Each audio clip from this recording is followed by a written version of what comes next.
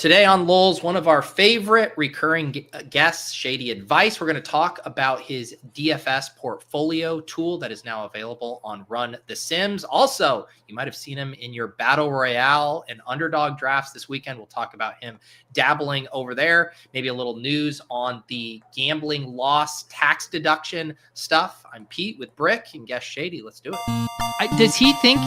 I think he thinks this. He thinks this is a go. Vegas Dave thinks this is a go. Hot naked girls doing yoga. What? Why don't you just win like a man? Random.org. Type in 1 for yes, 2 for no. And let the DFS gods pick for you. And I'm absolutely begging you not to dupe us. Please don't dupe us.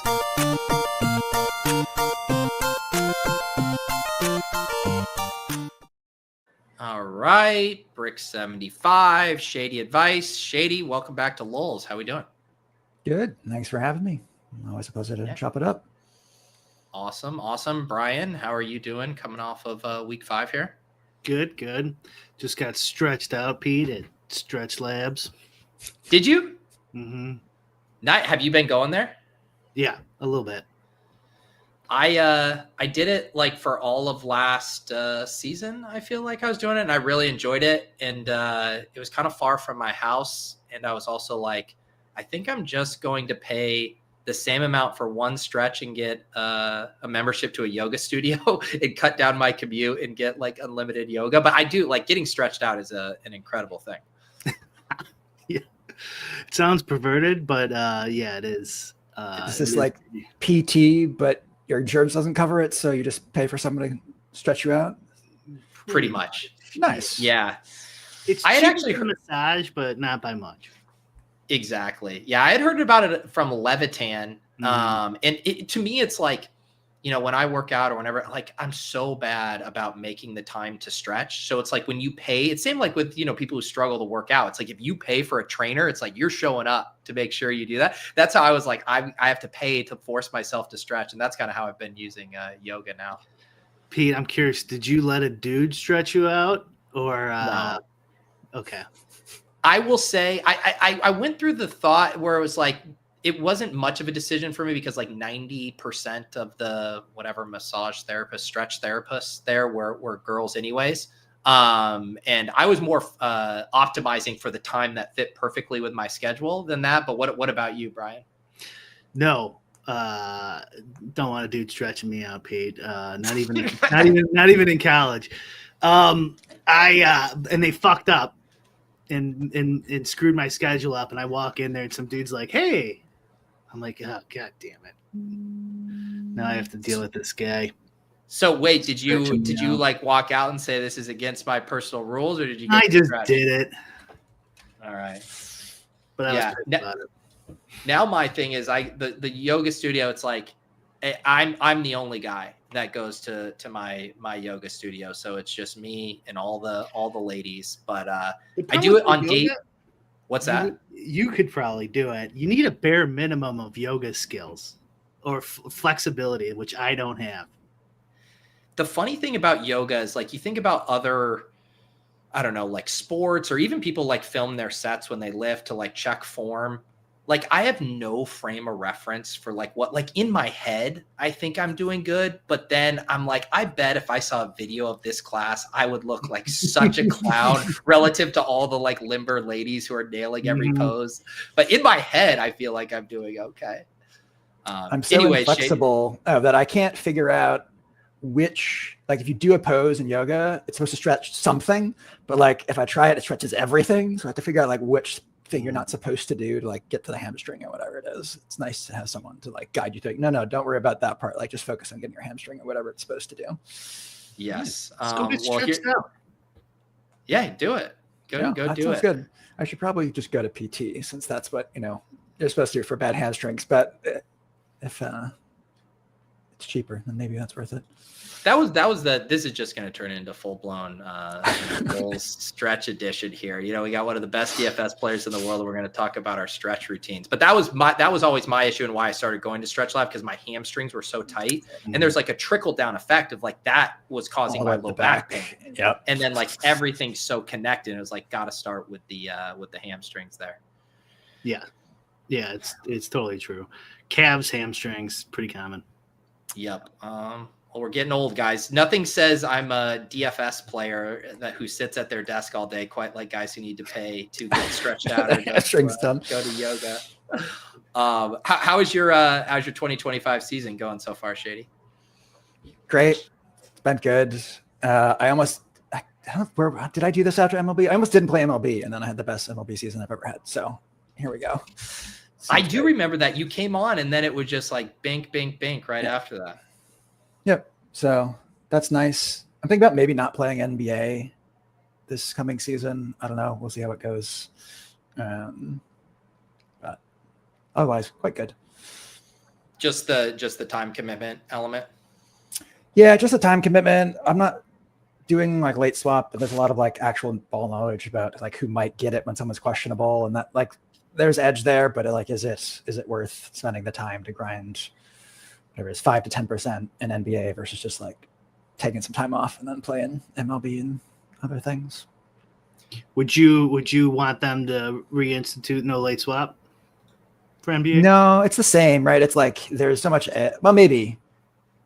But the edge is still there in knowing where the minutes go when someone is out, and I just don't. Unless someone's going to build a sim that sort of probabilistically has people out based on who's questionable and things, then I would take advantage of that. But yeah, do you feel like, because you've obviously been very intertwined with Leg Up and Legendary Upside and getting way more like NFL ball knowing takes from being around Sack and Pat and that crew, do you feel like that has like helped your NFL DFS play?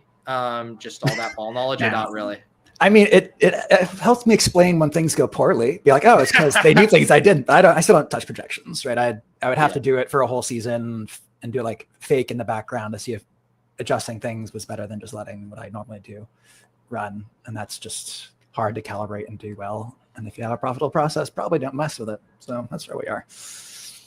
Yeah. So you're not interested in the ball knowing.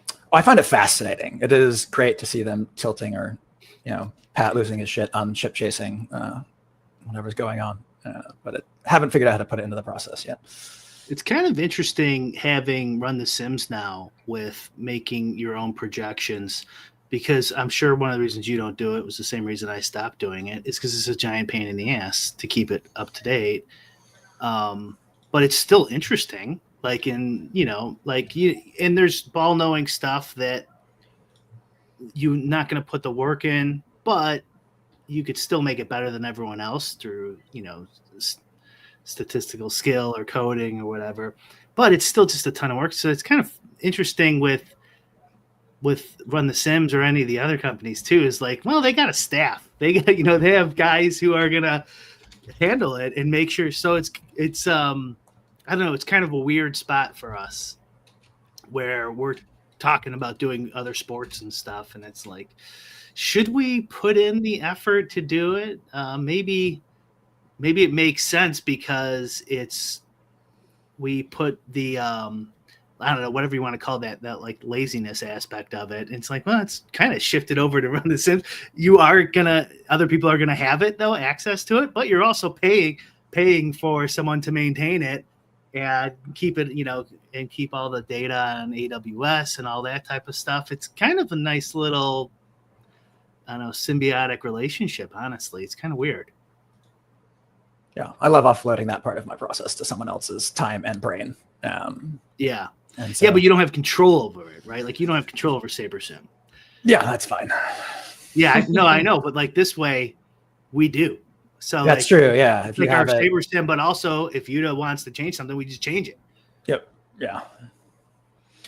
Yeah, and I mean the specialist thing's definitely like a different conversation, because even early ETR, right? They're like, we're just going to do football. This is what we know. And then to make the leap to other sports, they're like, well, we have to bring in full-blown specialists to own that product too, where they, and they have the deals with even like the MMA guys or the college football guys or whatever, where it is hard to do those products at a high level if you don't have someone who's generating those projections and knows the sport inside and out. Yeah, and what do you do if that, like, a Rufus leaves, right? Like, what do you do if the person who everyone trusts decides, no, not this season? And you're like, okay, well, so how do we reduce the price? Do we find a bunch of people who are about as good combined? Like, what are you supposed to do when that happens?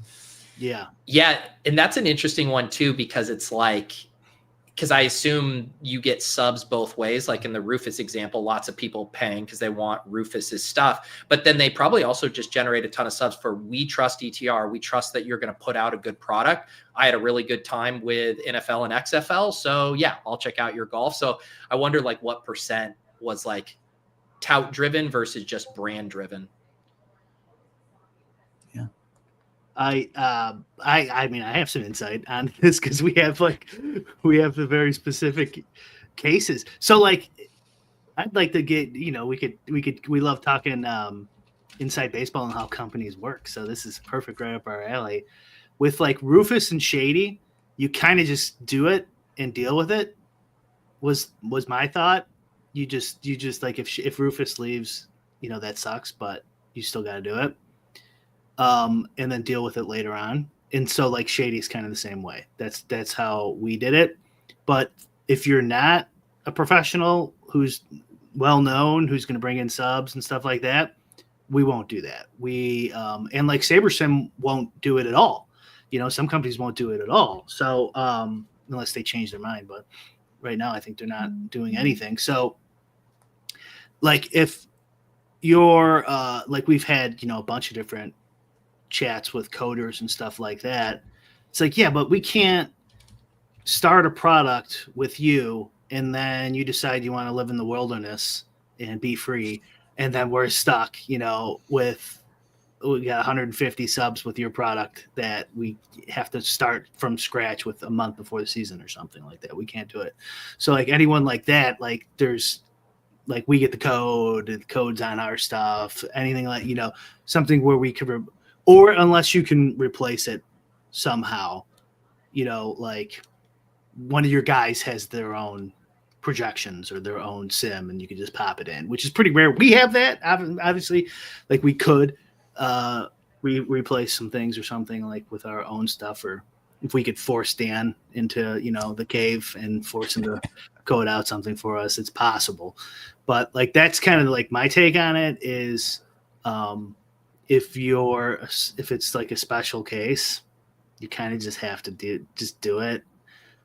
So like if Shady decided he wanted, to retire or something, that like we'd be shit out of luck because, it's all his proprietary code. We don't have any of it. But we would probably redo something and drop the price because we have our own ideas and stuff like that. Me and Dan would come up with something and we would drop the price and just get rid of him. That's not ideal though. The way you really want to do it is we would have his shit and it would be saved on our stuff. And if he left, maybe there'd be some branding deal or something like that or whatever. But like, that's not an option with him. And I guarantee it wasn't an option with Rufus either. That's his stuff. So I don't know. That's my take on it. Like, do you guys think that's crazy? Isn't that the only take or what?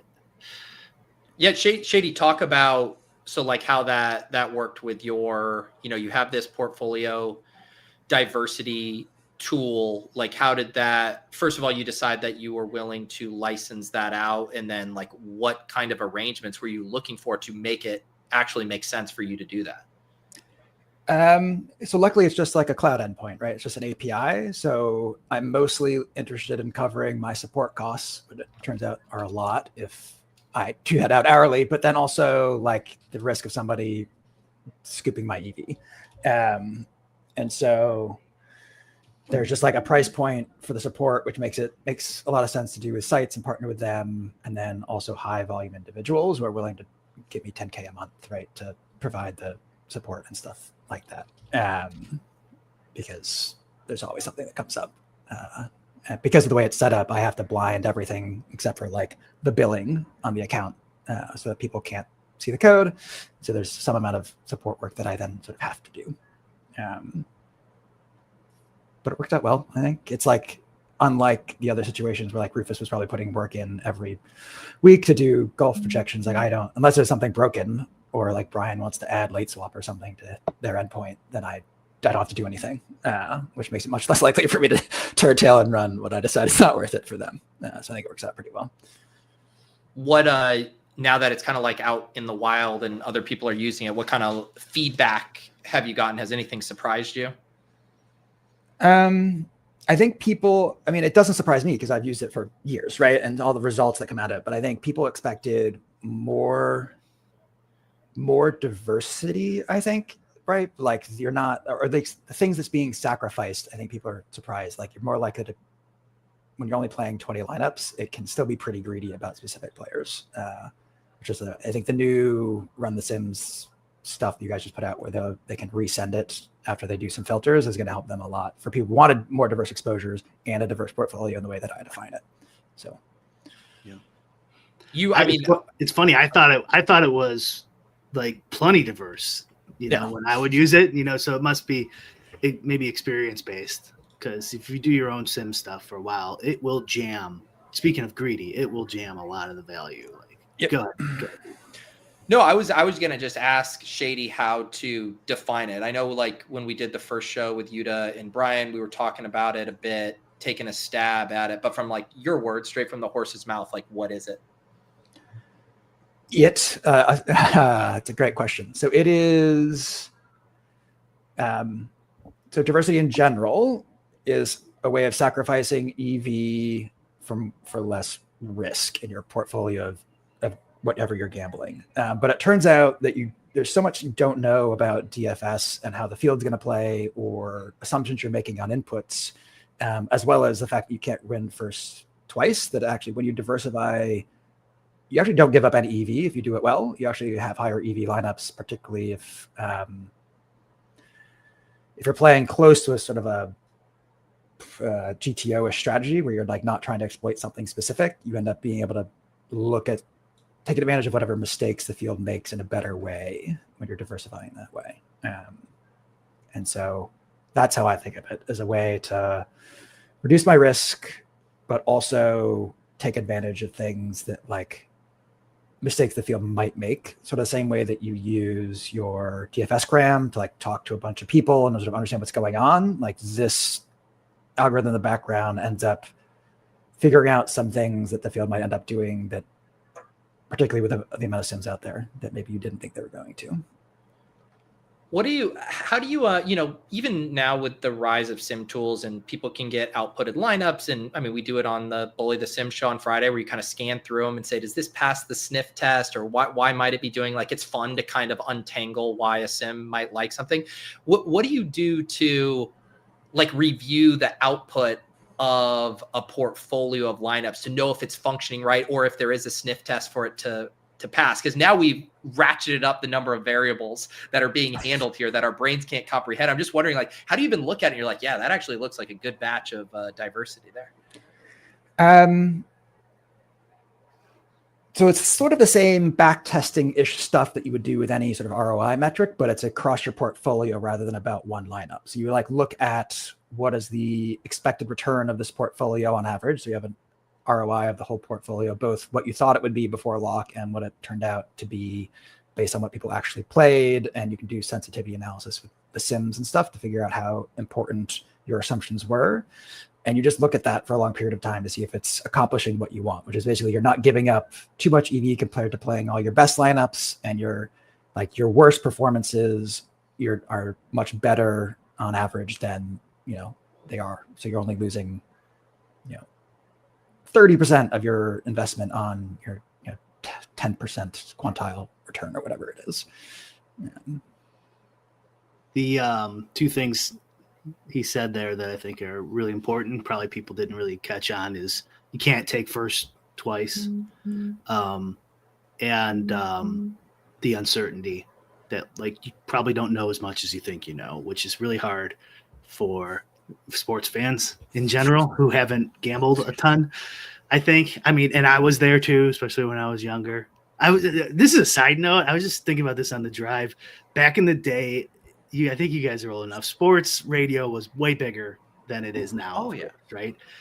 And I think because they're so like phony and you're kind of naive, like Skip Bayless or something, like LeBron James is not good at basketball. Like, you could go like, hey, no, he is good at basketball. Maybe I do know a ton about sports. If this guy on the radio is such an idiot, it gives you like this false sense of like knowledge. And You know, you're watching the game, you're like, oh man, I think I could do better than this. Then you go and try DFS and get smoked.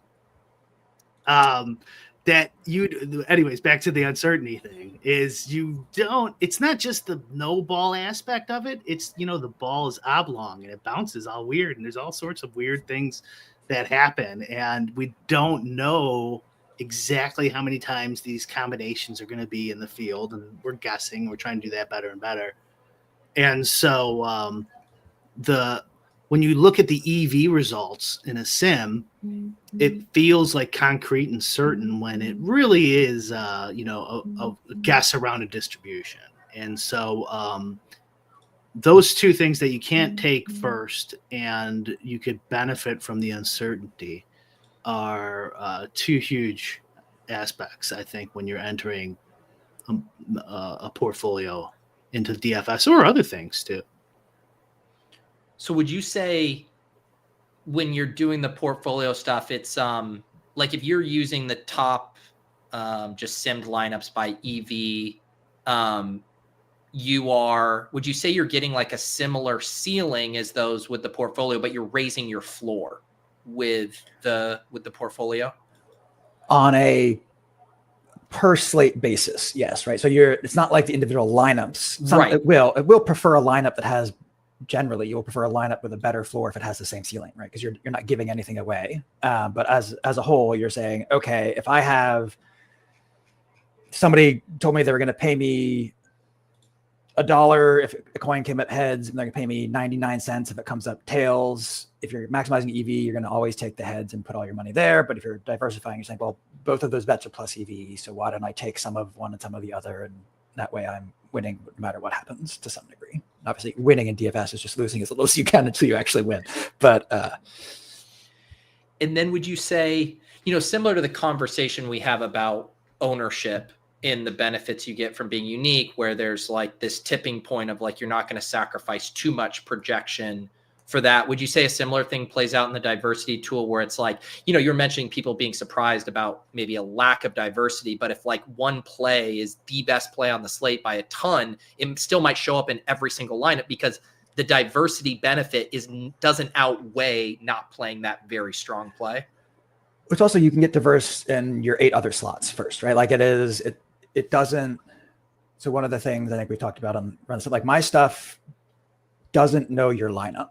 Right. So that is also kind of an important thing that I think about as far as just like blind, like you don't have to tell me who you're playing. Right. I think there's a lot of people get nervous about like, hey, all of these lineups are going into like these companies things and they're all paranoid about people knowing it. And I think that's it's good to be able to say like, I just know how much money each of your lineups makes. Right. Like I don't need to know who's on it. And so it's not diversifying your exposures. It is diversifying your returns. And so that way, it turns out that diversifying your returns can sometimes still have you very chalky on the very chalky plays because they're very good. And you don't need to go away from them early on in your exposure. I guess I didn't know that it was only looking at the EV. Then how does it know that something with the lineup is different only just by its expected returns?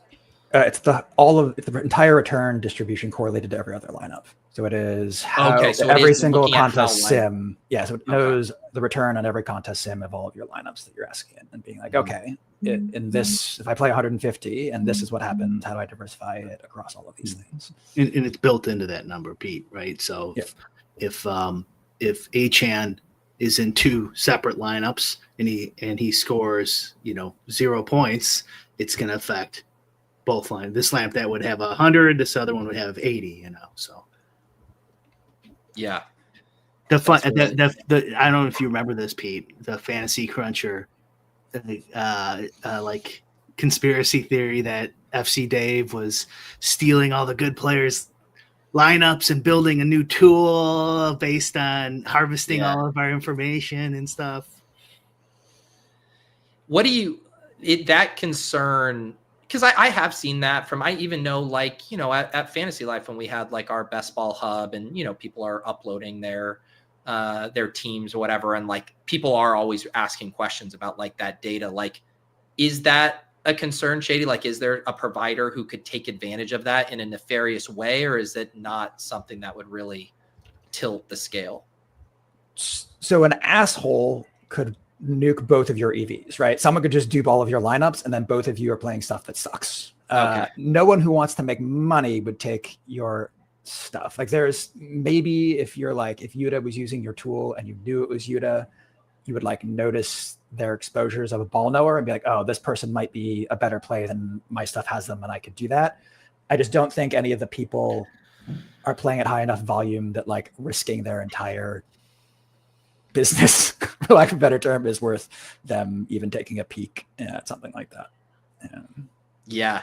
It is funny how that's changed, right? Due to Sims. I think people do think about things through the lens of lineups and portfolio way more than player stuff, where 5 years ago, it's like, Yuta's playing 35% of this guy. And now, even if you told me that, I'd be like, that's interesting, but I care about what that play looks like on his lineup. Is he stacking that? Is that a one-off, or like, is it part of this portfolio play? It like doesn't tell me much to know his ownership on one guy. Yeah. That you on a single individual slate, an owner could, in theory, cop NBA is a kind of a bigger one, I think. No, NFL would work. It'd work with most sports, I suppose. But like, there'd be days where Petty would have like a guy. I always use this Karl Anthony Towns example. He'll have 50%. Everyone else is at like 7%. And so, in theory, you could. But okay. Let's say, when do you check that in the NBA? Let's say you check it 30 minutes before a lock. You got to check 5 minutes before a lock to look at his final exposures. Like, when do you use this information in the NBA? So I don't even know how actionable that would be. I think the conspiracy theory was more like harvesting the data and then, building out some supermodel based on all these geniuses, type of thing, which is, I think, not laughable, because for the reason you just said, Pete, where it's like, yeah, what does 35% mean? What is he thinking? Yeah, I don't know how much you can even. You might be able to do some stuff with it that could be interesting, and help maybe. But yeah, I think all those conspiracy theories.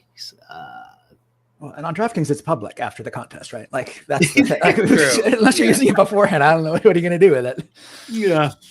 Yeah, it has to be a day of, and then and you can't copy the lineup. There's no damn point in that. Don't dupe me, bro. Don't sue me. Don't dupe me. But I think just the like stacks, maybe in NFL, if he's got 15% Geno Smith stacks or something, you can go like, oh, I'm gonna bump this up. And the funny thing is I know we're just using him as a hypothetical, but he does come on my channel on Fridays and tell his exact favorite plays.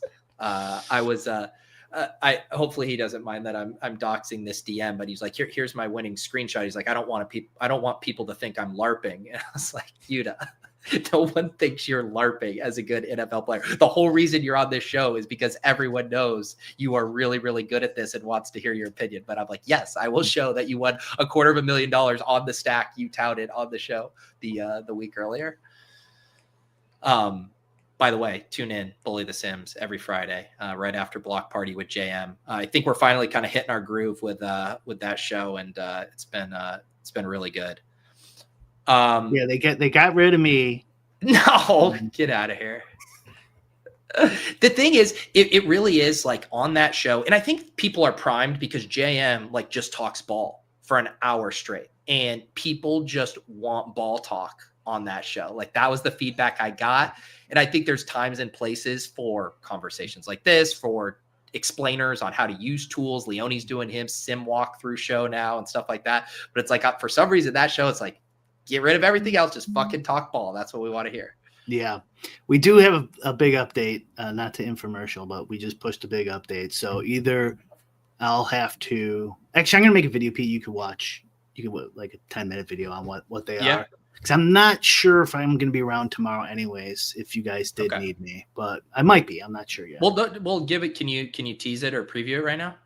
Yeah, sure. I'll share my screen. Actually, I was going to share my screen anyways as you guys were talking, because you could look at this and see the difference right now for tonight in these early projections for Shaidy'S exposures. This update doesn't have the risk parameter yet, right? It doesn't have the risk parameter yet. We are what's it called? Triaging budget. Yeah, trying to get everything done. So I did a run large field. It made 16,000 lineups, and I did 100 just to make the math easy for Shaidy'S portfolio. Like if you're going to enter 100 into a large field, that's what you'd do. You'd go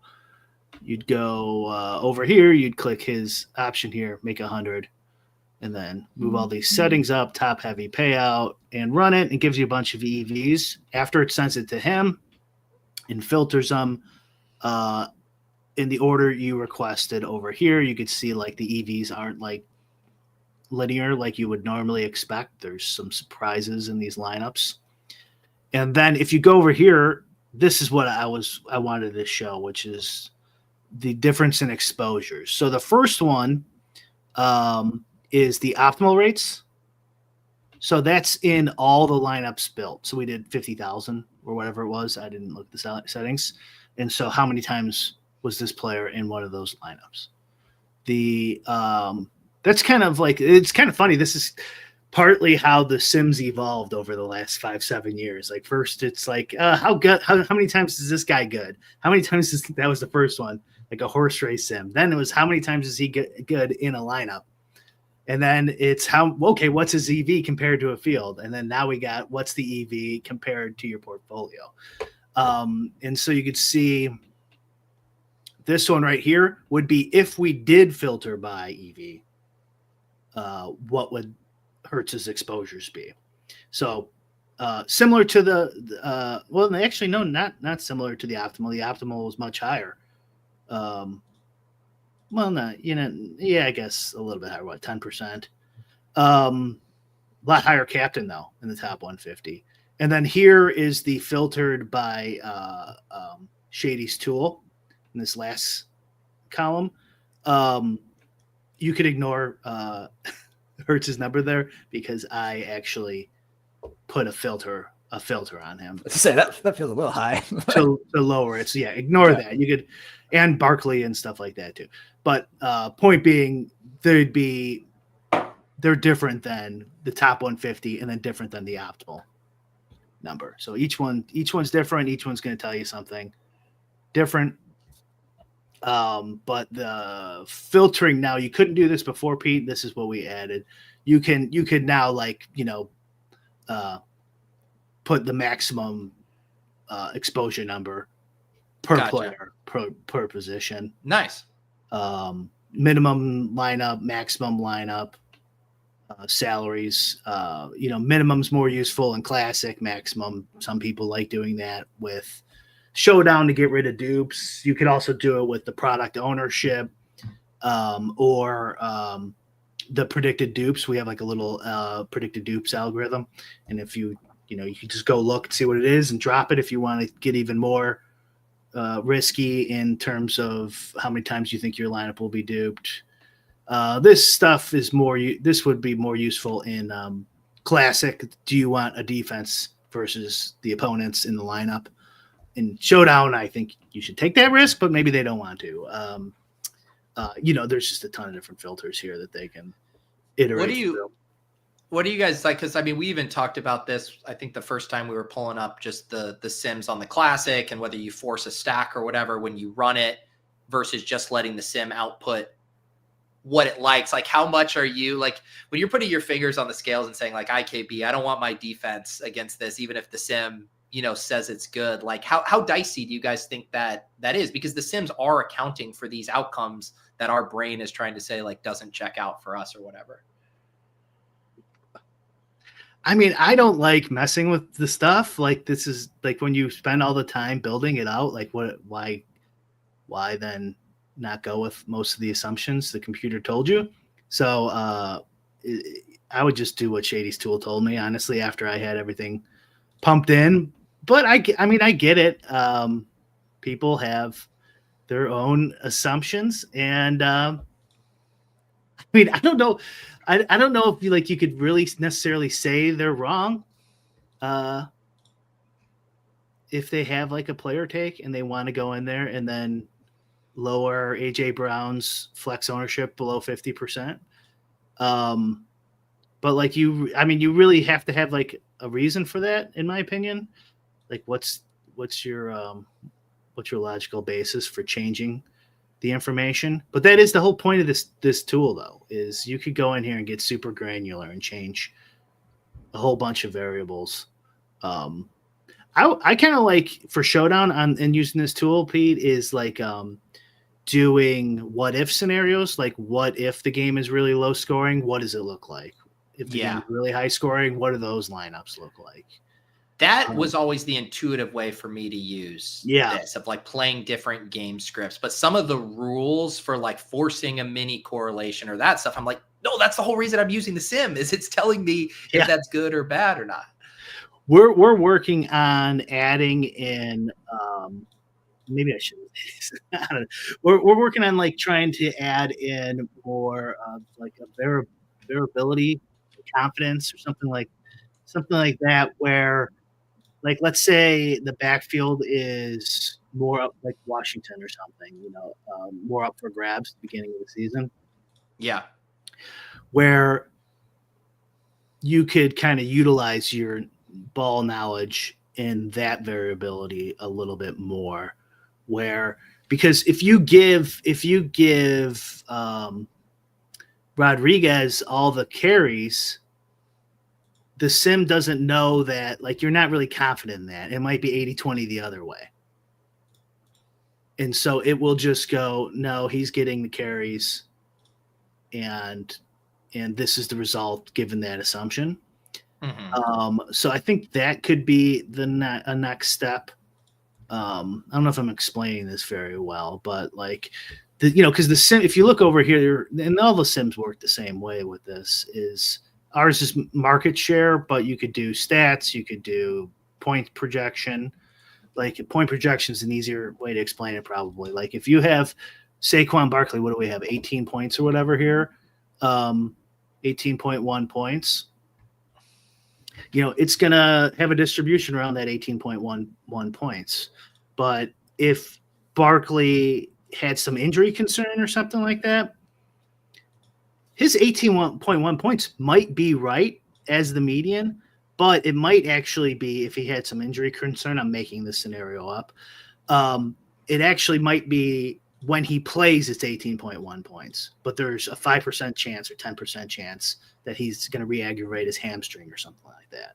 So what does it look like in that scenario? How often does this happen? And there's really no way to do that quite yet. You could adjust the market share or projections depending on the sim you're using. But that doesn't really capture that distribution very well. Yeah. So that's another ball knowing thing, I think, that people will be able to implement a little more, especially if it's like your team and you really know and you're dialed in, that most sims are not gonna know. And the idea of like, okay, he's kind of injury prone, so I'm gonna drop his projection from 18 to 16. That also I don't think solves that problem very, very well either. Mm-hmm. Any thoughts on this stuff, Shady? Oh, sorry. No, go ahead. So there's we can go back a little bit to your first question, which is, I think it's totally reasonable to change the inputs to a system that you trust, right? Like, you disagree with the ownership assumption or a market share assumption or any of those things that like feed into the start of like the math machine, right? But presumably you're using a site because you trust the math machine. So once the math machine starts going, you probably want to trust the things it's then telling you based on those assumptions that you've changed, right? And it's totally, like, I don't, but I think it's very reasonable for a person to go and say, I disagree with market share, I disagree with the ownership, and all of those things that are required inputs to get your ROIs or your diversities or all those things out. And so you want to do it then, and then go ahead and trust the process that you're outsourcing. You're paying RTS or SaberSim or Stochastic or whoever, you're paying someone to do the rest of that for you. And so you want to presumably trust that, because I don't know what you would do if you didn't trust it from that point. Like, you're trusting it all the way you're trusting the ROI numbers, but they're going to disagree with what it says and the stacks that it's giving you. Like, I don't know what is it you're disagreeing with at that point. And if you're disagreeing to the point where you're making a ton of posts changes after things have run, you have to be really precise and think carefully about what it is you're not trusting. I think the input stuff is like that. There are very Bayesian ways to do all of this stuff very intentionally and think about the hyperparameters and all those things. It just takes a lot longer and more resources and cost and stuff to do things. And so you can do it. It's just like, is it worth the squeeze? Are you getting basically the same number out, and only 1 out of every 4 subs is going to use it? And so you've now built this whole tool that is mostly just going to break and cause headaches because people don't know how to use it and their assumptions and weird stuff like that. And it's a business trade-off for the support required to maintain and make sure it does what people assume it's going to do when they first start clicking and fucking with numbers, compared to like the return and actual ROI and joy of whatever it is that you're measuring that people get out of the new thing that you've built them. Do you guys think, I guess one thing I wonder would be a pro for adjusting inputs or just, fiddling with stuff a little bit is there risk as these products get more and more popular and people using them, and if no one's tweaking them, that a lot of the best EV outputted lineups might be utilized or duplicated more than the EV is expecting them to be? Showdown for sure. I firmly believe that you should never use someone else's Showdown model in its entirety. Like, you should never click a button on any public site and just use what it gives you, unless that they've set up some very clever way that I haven't thought of to sell duplicate projections in a way that doesn't self-cannibalize and is just always wrong. And so that is the one example where I think for sure you need to find some way that you're thinking beyond what just the math is giving you, because the math doesn't know how many people it's giving that math to. And once it does, then it's again wrong. And like, I don't know how it's very weird.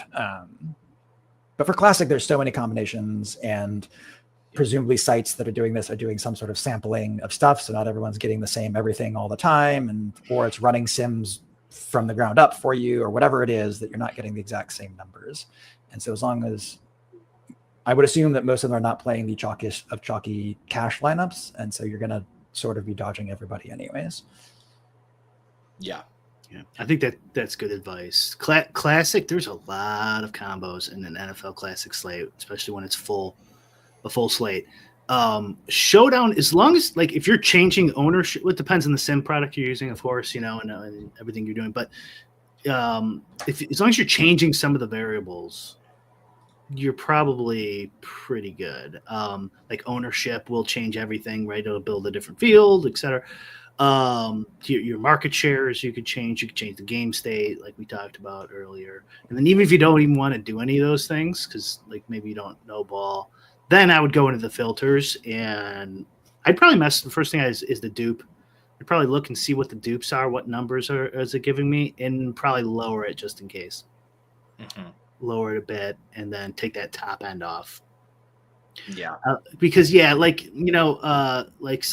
a lineup's predicted to do 5 or 7 times or something, and it's like, so it's 8 or 9. That could kill it, but like, it's a little safer, I think, where the top end could get a little hairy, I think, where you're like, oh man, this lineup was supposed to be 50 and it's 500. That's real bad. Yeah. But some lineups that are duped a lot are still pretty good. Yeah.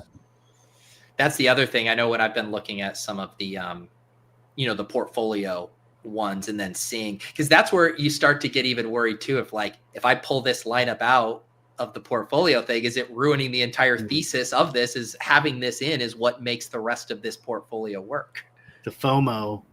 Yeah. FOMO missing out. But now you could just lower the dupes and then resend Shaidy'S thing if you want. So. Yes. Yeah. If that one lineup makes you uncomfortable, get another set of portfolio. Get another one in there. Yep. And it'll one other thing, Shady. So a lot of people saw you in the Battle Royale drafts. I asked on the portfolio review if you were just churning through bonuses or if you were actually spending actual time trying to play these games. So what's the verbal answer here? It was a bit of both. I think the goal is to see if I can find a process that is plus EV that doesn't take much time. And so it's all auto draft based and sort of clicking a button, auto drafting some number and then walking away. I think the high level takeaway is doing this. There's always some risk of duping yourself if you're getting like unique somewhere and you try to do 6 lineups with the same set of rankings and then you're going to do the same thing, and finding a balance between the rate that happens, but also playing good lineups and not having to click the button too many times. So as long as that can happen and you can do it, then it's possible. Otherwise it's going to be too much of a pain. I think you did pretty good on the dupe front. There were some guys in the Discord who had looked at your lineups in the big BR, and I think you only had one lineup that was duplicated 2 or 3 times, I think. Yeah, and it was by myself, I think, which is okay. Like that's going to happen. And like, I think that's the other thing. Because you're doing each one by hand, if you're a sicko for BRs and BBM and stuff, there's so much focus on not draft. Like if you play DFS, some lineups in your portfolio are going to be minus EV always, right? Like no one plays 100% plus EV lineups when they're doing 150 set. And so like, I think for me, it's trying to figure out, I'm going to play some bad lineups. Sometimes it's because I play the same one as myself or someone else. But as long as like as a set of 150, I'm making some amount of money that is worth the time. That's what I care about. And so it's a different approach, I think, than I think a lot of people would take, since they're sitting there clicking the button each time. The thing that resonated with me that you said was not like diversity within your own lineups if you are doing something unique, because if you play close to ADP, you will get pretty good variability just based on the draft room. But if you're like, I'm going to be 15 picks ahead of ADP because I think this guy's undervalued or whatever, you're going to have just him in literally every single lineup you auto draft. Yeah. So what were you just reshuffling your ranking set after doing batches? Is that kind of how you were experimenting? Yeah, it's smart rankings is the way to do it, or is how I'm currently doing it, because that is something that I can do as long as the batch can be large enough that I can do it and sort of walk away and have a normal Saturday or whenever it is I'm doing things. Yeah. And then were you reviewing, like, because this is the funny thing about this is like you start auto drafting to save time, and then you realize to like do it really well, it actually starts to require time of like adjusting the ranks, reviewing the teams, and making sure they look good. And I'm like, should I just have fucking drafted? I'm reviewing them all at once after slate. One of the benefits of this not being a large percentage of my bankroll is I can kind of do it and cross my fingers that I didn't do it too badly this week, and then check it all sort of once it all has come in, and after the fact, like, oh, I played this same exact combo 3 times. That's probably not great. Tweak things for next week. So you have already done your like post-mortem on your week 5 experiment? I don't think I did it. I did the post-mortem on the first 2 weeks or whenever. Has it been 2 weeks? I did it afterwards. And I like looked and see how many times I played the same lineup as myself to make sure it wasn't too high, because that's mostly what I was worried about, is if I was being too, if like at the end of drafts, like if every time I'm in the 1 slot, I'm taking the 101, and then I'm ahead of somebody at the 2-3 turn on 2 people. And then I'm also ahead of, then I get the same lineup 3 times. That's bad. So try to balance that with also having unknown people late is interesting. Yeah. Brian, I remember when we first started talking about like BR stuff, you were autoing some teams with the ranks, weren't you? Yeah. I outed some stuff. Well, when the original Draft Caddy was automated before they banned that functionality too. So yeah, probably ripped a few that way. And then once they banned automation, I'm like, okay, I'm out.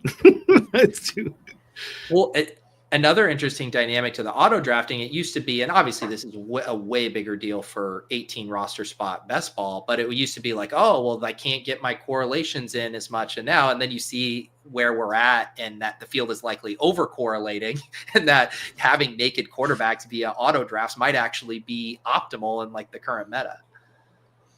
Yeah, the anchoring effect. I was going to ask Shady if he's done any studies on BR or just looked at it. I want to know how big that anchoring effect is. It seems like it is huge to me in BRs. The ADP, just the anchoring of the ADP, that they can't get away from it, would be my guess. I mean,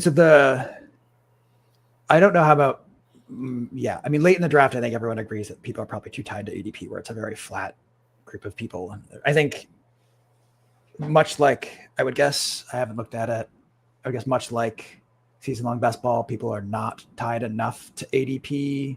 Like they're getting too different too early, would be my guess. Like they're punting their chance to get the best.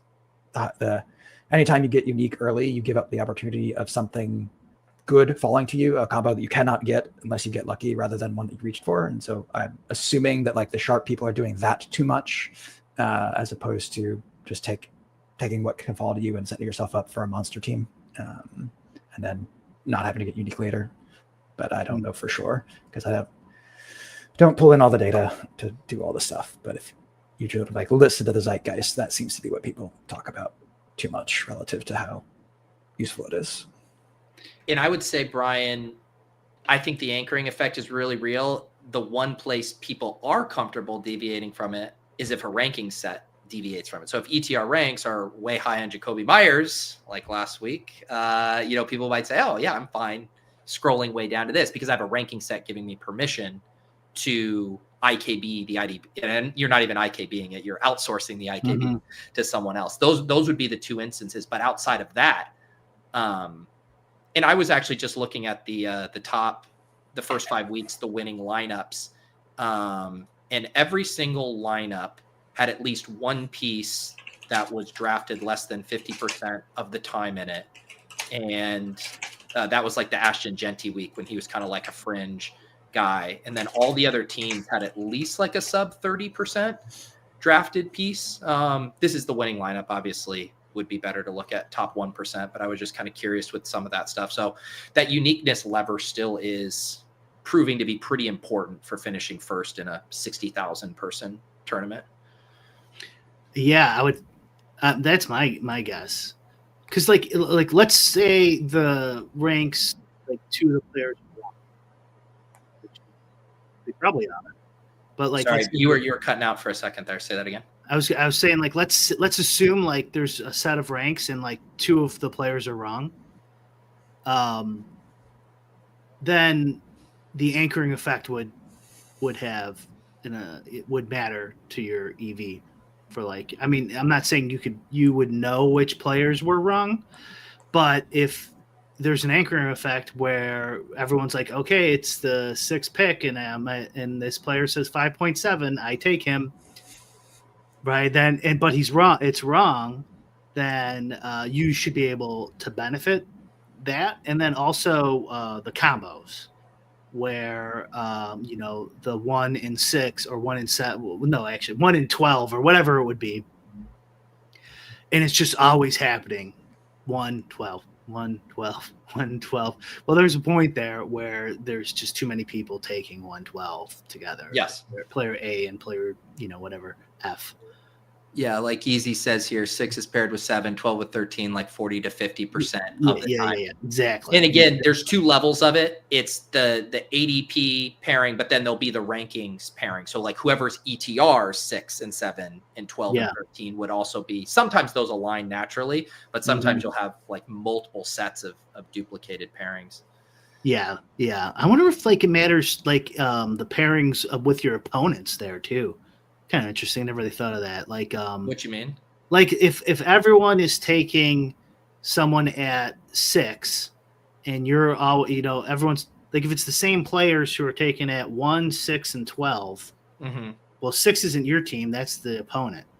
I wonder if that can affect your decisions as well. Where maybe not, but if they have the same guy every time in that spot. Maybe just not picking somewhere else. Yeah.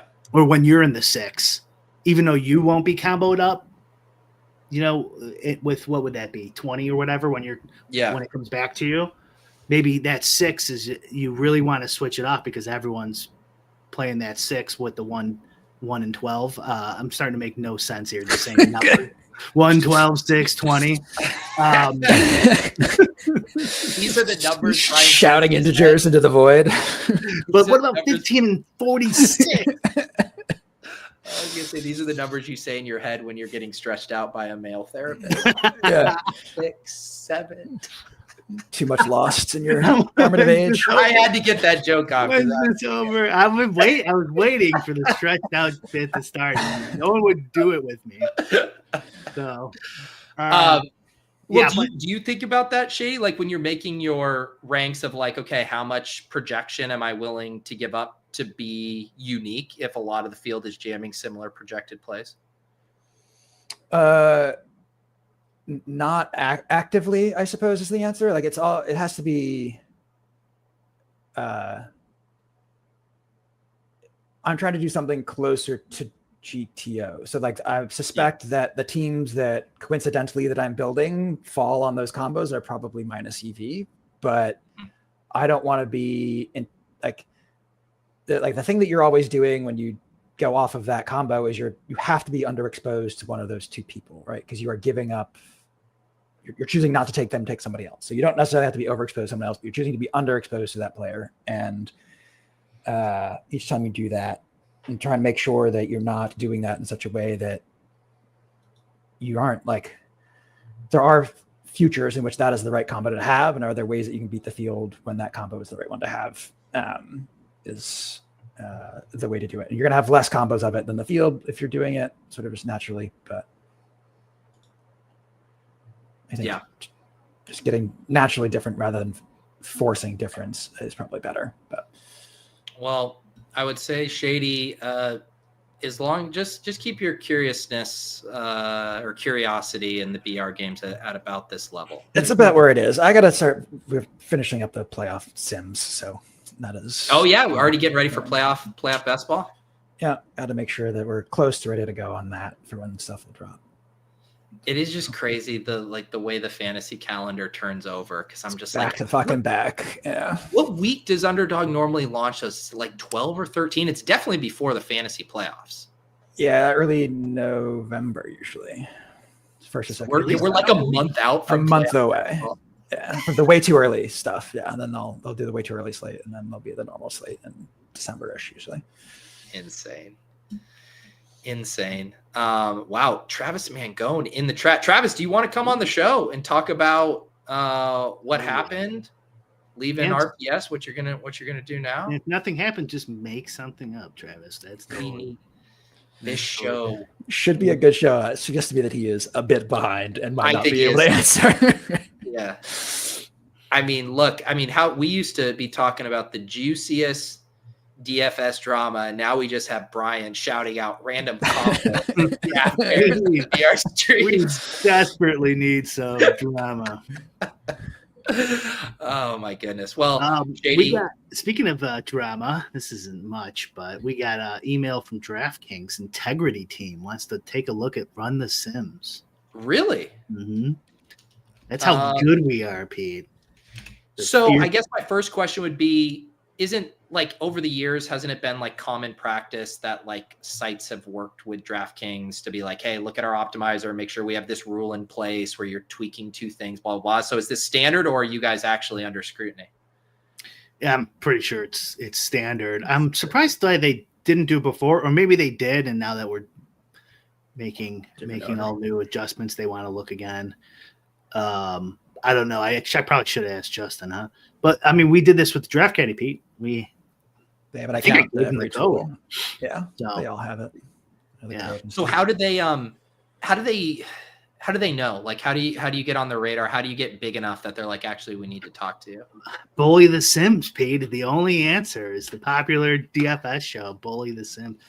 They look if a bunch of lineups look too similar to each other. And they're like, okay, where is this pool of 900 lineups that all feel very similar? If it's someone cheating and owning 7 accounts, then they go after that people and try to shut down what they think is like account sharing. And if it's a site, then they like figure out it's a site and they go, okay, well, let's make sure the site is following our terms and services.